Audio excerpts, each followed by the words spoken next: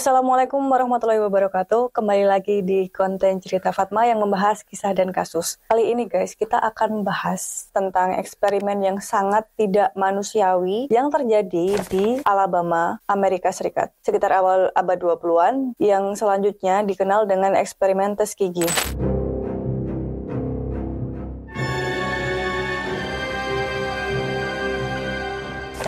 Eksperimen Tuskegee ini adalah eksperimen tentang sifilis yang dilakukan pada masyarakat kulit hitam atau Afro-Amerika yang ada di Alabama. Parahnya, orang-orang yang menjadi subjek penelitian ini nggak diberitahu dan nggak tahu penyakit mereka yang sebenarnya. What?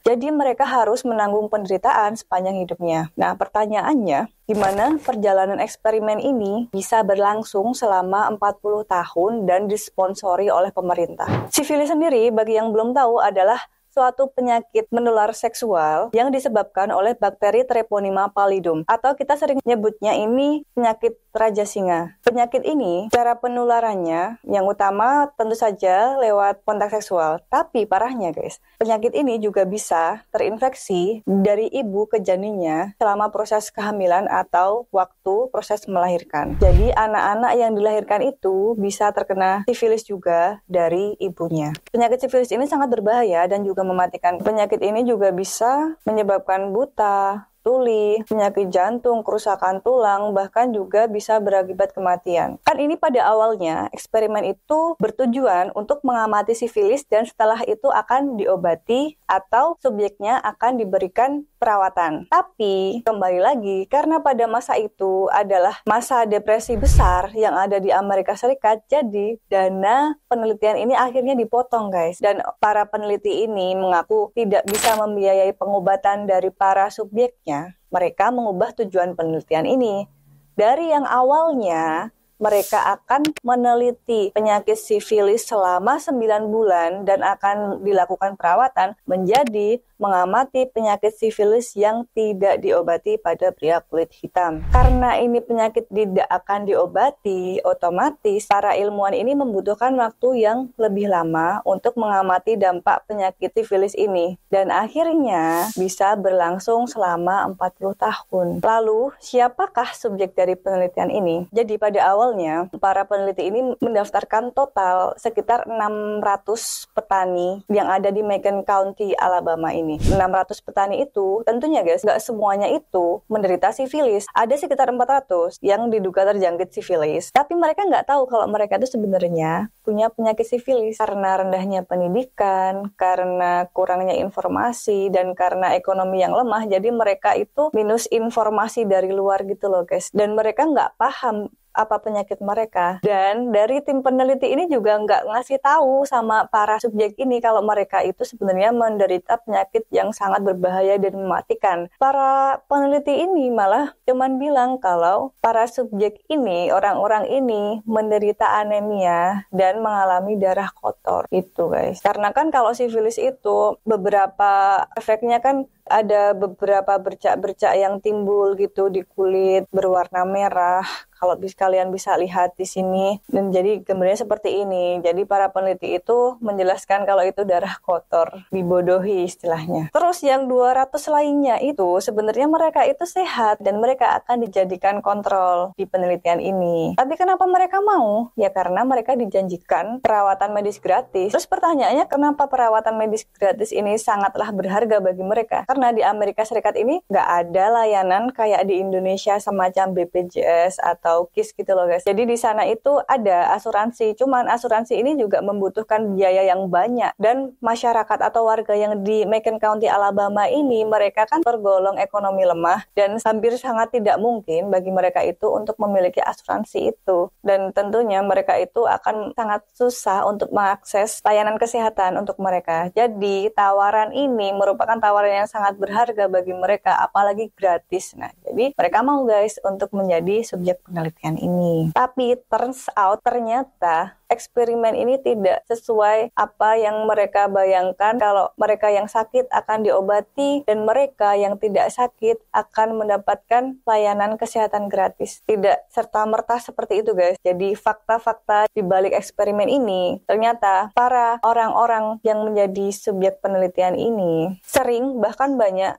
melakukan pengambilan sampel darah dan pemeriksaan tulang belakang. Mereka kan taunya merupakan salah satu prosedur yang harus dilakukan untuk perawatan mereka. Tapi ternyata pengambilan sampel darah dan juga pemeriksaan tulang belakang itu cuman untuk bahan penelitian guys, dan akhirnya mereka itu sebenarnya nggak diobatin sebagaimana mestinya, karena kan untuk penyakit sifilis ini membutuhkan obat khusus untuk penyembuhan, tapi mereka cuma diberikan placebo kayak aspirin dan suplemen, jadi nggak dapat pengobatan yang semestinya untuk mereka. Sebenarnya guys, pada tahun 1945 sudah ditemuin tuh obat atau perawatan sifilis, yaitu menggunakan penisilin, dan pemerintah pun sudah mengamanatkan dan ada di undang-undangnya. Penisilin ini digunakan untuk perawatan penyakit kelamin, dan karena sifilis merupakan salah satu penyakit kelamin ini, otomatis penisilin juga disarankan untuk mengobati sifilis. Tetapi peneliti ini dan para dokter yang terlibat dalam penelitian ini pun abai gitu loh guys. Mereka malah cenderung mencegah memberikan pengobatan penisilin ini ke para subjek penelitian. Bahkan selama masa Perang Dunia II, banyak subjek yang ikut penelitian ini diwajibkan untuk mendaftarkan wajib militer. Nah, di sana mereka itu ditolak karena setelah melakukan cek kesehatan baru ketahuan nih kalau mereka itu menderita sifilis dan harus diobati pakai penisilin guys. Tapi para tim peneliti ini menghalangi pengobatan itu guys, karena kan kalau misalnya mereka diobati ini bakal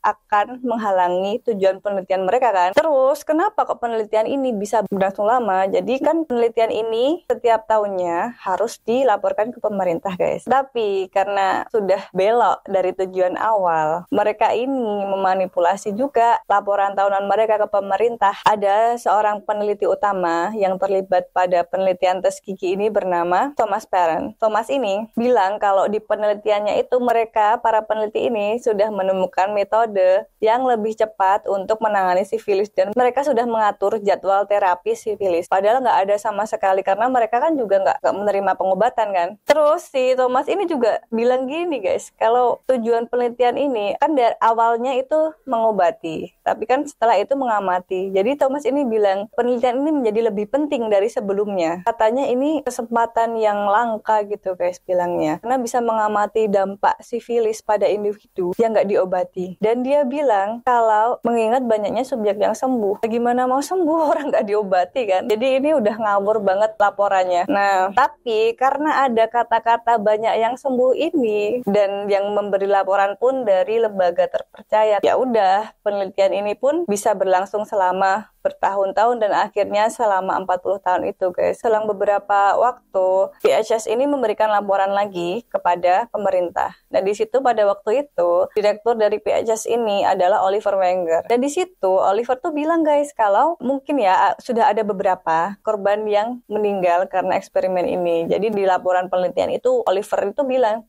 kalau ya mereka sadar kalau mereka itu berkontribusi pada penyakit yang diderita oleh subjek penelitian ini, dan mungkin mereka juga berkontribusi tentang pendeknya umur mereka. Tapi Oliver ini nggak ada niatan untuk menghentikan penelitian ini, malah kayak semacam motivasi gitu loh guys. Jadi si Oliver ini bilang kematian para subjeknya ini menjadikan tanggung jawab moral yang tinggi, tanggung jawab moral yang besar bagi para peneliti untuk menyelesaikan penelitian itu dan menjadikan penelitian itu sebagai penelitian terbaik. Gila nggak? Aduh.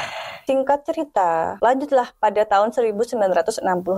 Akhirnya komite pejabat USPHS ini melakukan peninjauan tentang progres dari penelitian ini. 1 dari 5 panitia yang ada di komite itu sadar guys, kalau ini penelitian itu nggak beres gitu loh. Ada subjek yang sakit tapi kok nggak diobati gitu kan. Nah lalu dia menyarankan untuk merawat para subjek ini karena mereka juga butuh perawatan atas nama etik tuh. Tapi yang lainnya itu menolak guys. Alasan komite ini nolak itu lucu sih menurutku guys. Jadi mereka tuh bilang nggak ada masalah kode etik selama mereka itu menjalin hubungan baik dengan komunitas medis di situ guys. Kan kayak nggak nyambung gitu kan. Jadi mereka ini yakin guys kalau misalnya mereka itu disukai, mereka itu nggak perlu untuk menanggapi kritik-kritik apapun gitu. The show must go on. Ngomong-ngomong tentang yang disukai ini, nah di situ tuh ada satu sosok perawat keturunan kulit hitam juga Afro-Amerika bernama Eunice Rivers. Nah, Eunice Rivers ini adalah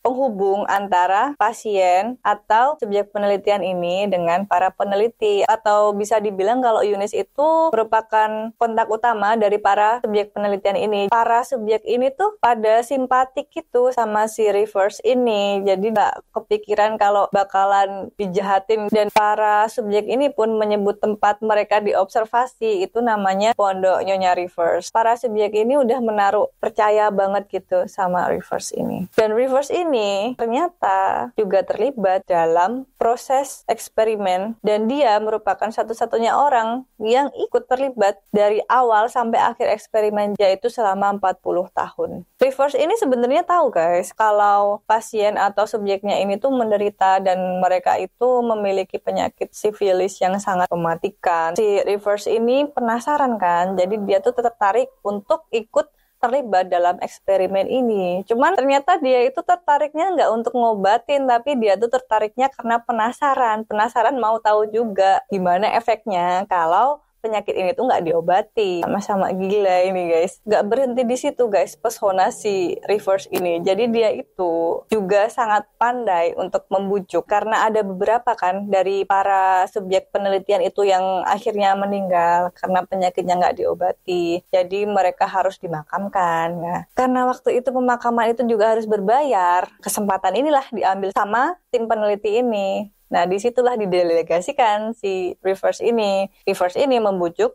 keluarga-keluarga yang anggota keluarganya itu meninggal karena eksperimen ini biar setuju untuk pemakaman gratis. Tujuan pemakaman gratis ini tentu saja nggak serta-merta mereka dibantu pemakaman gratis ya guys, tapi jasadnya itu pun juga nantinya bakal dipakai, diambil sampelnya untuk bahan penelitian lagi. Tujuannya untuk perkembangan ilmu pengetahuan. Rivers ini dengan kontribusinya yang sebenarnya kontribusi membahayakan ini, 3 tahun setelah selesainya eksperimen tes gigi ini, dia itu mendapatkan penghargaan namanya Alumni Merit Award atas kontribusinya yang luar biasa terhadap profesi keperawatan.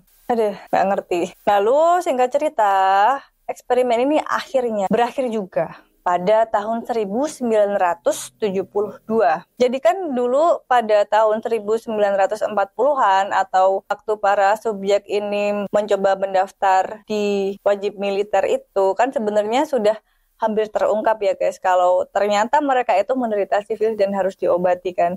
Jadi kan kelihatan di situ kalau oh ini subjeknya nggak diobatin bener-bener ini gitu.